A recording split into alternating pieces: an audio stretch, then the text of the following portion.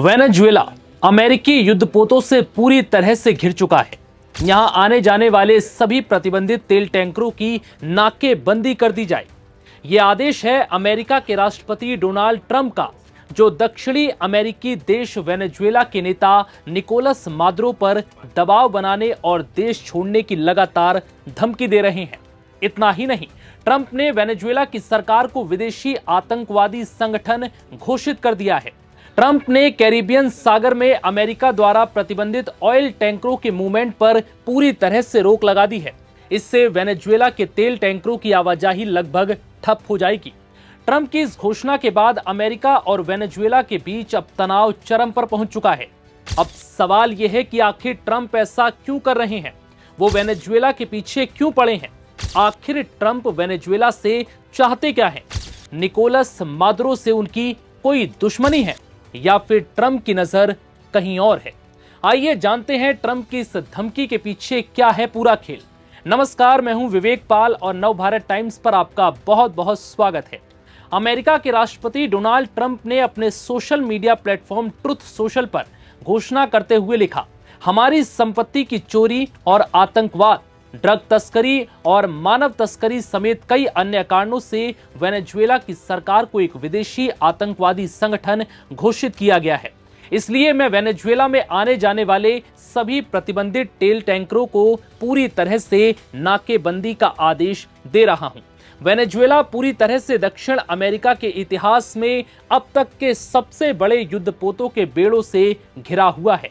Trump ने इतना ही नहीं, ये भी धमकी दी कि ये और भी बड़ा होता जाएगा और उन्हें ऐसा झटका लगेगा जैसे उन्होंने पहला कभी नहीं देखा होगा, जब तक वो अमेरिका को सारा तेल, जमीन और दूसरी संपत्ति वापस नहीं कर देते जो उन्होंने पहले हमसे चुराई थी।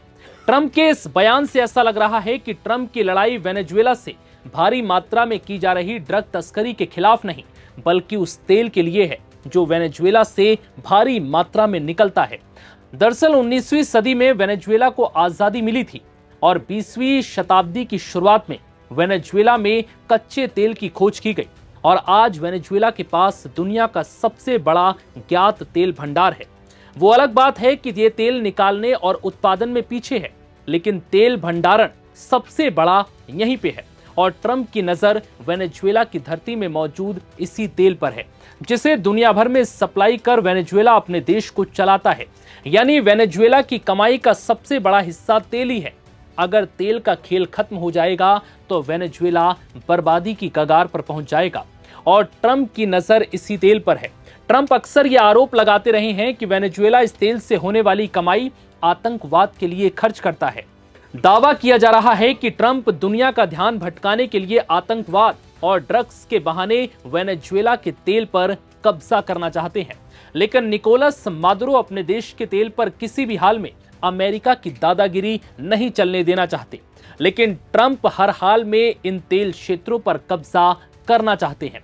इसके लिए उनके पास दो ही रास्ते हैं, या तो मादुरो को अपना अच्छा दोस्त बनाकर उसके तेल का इस्तेमाल कर सके, या फिर उनकी सरकार गिराकर किसी ऐसे शख्स को वेनेजुएला का राष्ट्रपति बनाया जा सके जो अमेरिका के हिसाब से चले, जिससे इस तेल पर सीधे तौर पर अमेरिका की पकड़ हो। ट्रंप अपने पहले मकसद में फेल रहे, जिसमें वो निकोलस से दोस्ती नहीं कर पाए। इसलिए ट्रंप अब दूसरा पैतरा अपना रहे हैं, जिसके तहत वो निकोलस मादुरो की सरकार गिराना चाहते हैं। यही वजह है कि ट्रंप लगातार निकोलस मादुरो को देश छोड़ने का आदेश दे रहे हैं। ऐसा नहीं करने पर देश पर हमले की धमकी दे रहे हैं।